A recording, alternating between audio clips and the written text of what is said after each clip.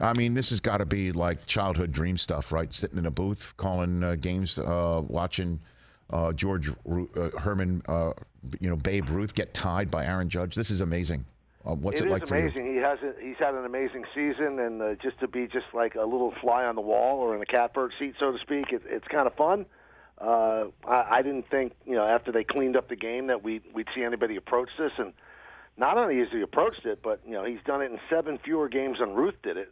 Now 6 after last night, so he's had a pretty extraordinary year. Yeah, last night he rips a double on the first pitch he sees. He had another double, and then strikeout, and then a walk where people just don't want to face him.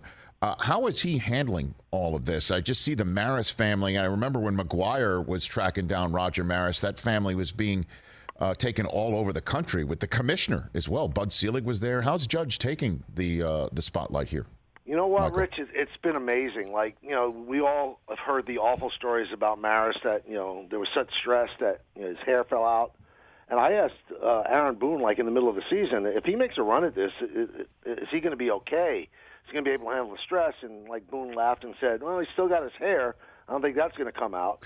And this is a guy, Rich, who bet on himself, who turned down $213 million. And that didn't affect him. In fact, it spurred him on to have one of the great offensive seasons of all time. We had Buster Olney on the show yesterday, and Buster said it is really, when you compare it to what's happening in baseball right now, the greatest offensive season that anyone's ever had. Now, I don't know if I'd sign off on that, but it's certainly in the top 10. So that didn't unnerve him. I don't think this will. You would think that when you got, to 57, right? You'd start to feel it, and boom, he hits 2 home runs in the last game in Milwaukee. That made it 59. So, and in the first opportunity he has back at the bat, in the next game he hits 60. So I don't think it's affecting him at all. He seems pretty chill about the whole thing. And, just watching him go through it, and he's just murdering the baseball at a time when the Yankees needed to. The team essentially fell apart in August offensively and then physically as well. July wasn't post All-Star break anything to shake a stick at either. He is most valuable. This is exactly what you need from somebody like him to carry a team and then come through like he has been doing the last few days.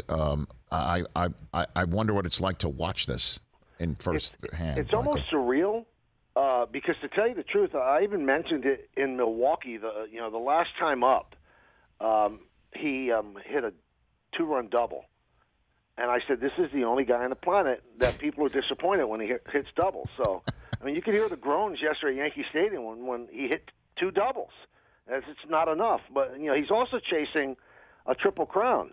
So all the hits he gets continues to pump his average up just a little bit. And it'll be interesting because the top 2 guys in the American League are going to be playing the next 4 games starting tonight, Aaron Judge and Bogart. So, and I agree with you with the valuable thing. And no disrespect meant at all to Ohtani. I know there are a lot of people in Ohtani's camp, and he's had just a wondrous year. He's a unicorn. I don't know if we'll ever see this again.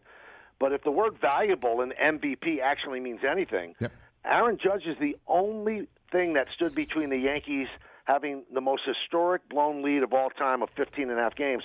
And, Rich, you watched the games. He did it with no protection in the lineup, which makes me wonder about some managers in baseball. Why'd you even pitch to him?